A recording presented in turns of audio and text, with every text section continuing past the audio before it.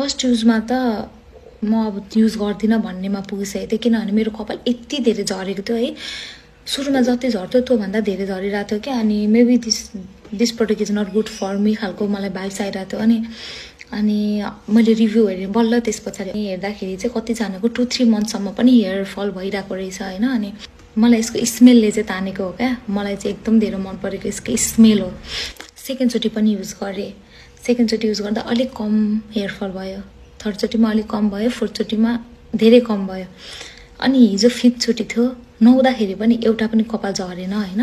अनि नुहाइसके पछाडि पनि पुरै मैले यस्तो गरेर तानिरहेको थिएँ कि हिजो दिनभरि अनि आज दिनभरि एउटा पनि कपाल झरेको छैन क्या। जुन मैले नै विश्वास गर्न मलाई गाह्रो भइरहेछ।